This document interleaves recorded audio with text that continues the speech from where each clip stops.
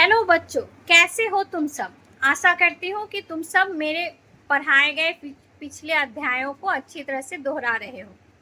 तो आज की कक्षा हम शुरू करते हैं और इस कक्षा में हम सीखेंगे विशेषण, जिसे इंग्लिश में एडजेक्टिव कहा जाता है।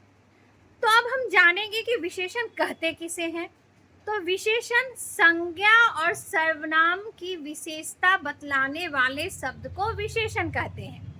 जैसे उदाहरण के तौर पर राम चालाक लड़का है, तो राम है संज्ञा, तो उसकी विशेषता कौन सा शब्द बता रहा है? चालाक। कैसा लड़का है? चालाक। तो ये चालाक हो गया विशेषण। पेड़ पर दो पक्षी बैठे हैं, तो पक्षी संज्ञा है, तो इसकी विशेषता क्या बतला रहा है? दो। तो ये दो हो गया विशेषण। मेरी माँ ने नीली साड़ी पहनी है, तो साड़ी भी संज्ञा है, तो अब साड़ी की विशेषता कौन सा शब्द बता रहा है? नीली। तो ये नीली भी हो गया विशेषण। तो विशेषण के चार भेद होते हैं: गुणवाचक विशेषण, संख्यावाचक विशेषण, परिमाणवाचक विशेषण और लास्ट वन है सार्वनामिक वाचक विशेषण। तो गुणवाचक विशेषण जिसमें रंग, रूप, गुण, दोष आदि का बोध होता है। जैसे माँ ने लाल साड़ी पहनी है, तो लाल गुणवाचक विशेषण। जैसे राम होशियार लड़का है, तो होशियार गुणवाचक विशेषण। अब है दूसरा संख्यावाचक विशेषण। संख्या यानी नंबर, जिस वाक्य से संख्या का बोध हो उसे संख्यावाचक विशेषण कहते हैं। यहाँ पर भी संख्यावाचक विशेषण के भी दो भेद होते हैं, एक निश्चित संख्यावाचक और एक अनिश्चित संख्यावाचक। निश्चित संख्या यानी जिसमें संख्या का नंबर पता चले, 2, 10, 5, 12 ऐसे।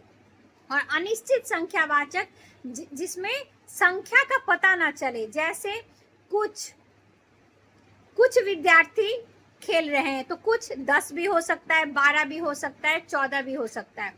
तो ये हो गया संख्यावाचक विशेषण। जैसे पेड़ पर दो चिड़िया बैठी है, तो दो हो गया निश्चित संख्यावाचक विशेषण।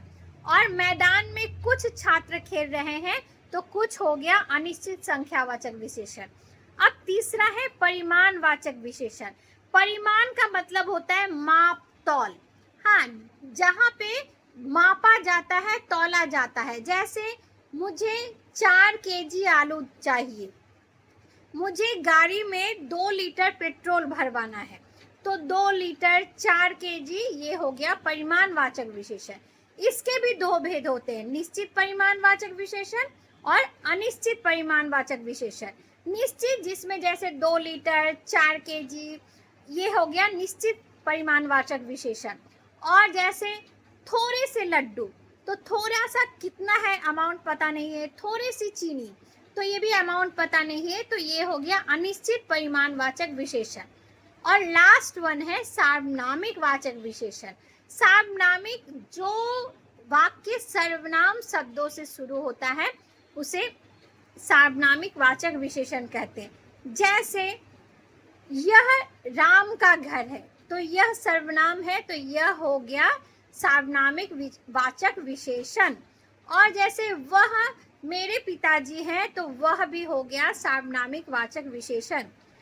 तो आशा करती हूँ कि तुम लोगों को विशेषण बहुत ही अच्छी तरह से समझ में आ गया होगा।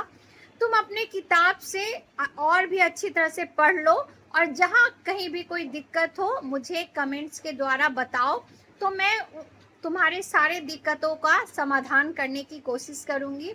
आज के लिए बस इतना ही। अभ्यास करते रहो, पढ़ते रहो। चलो बाय।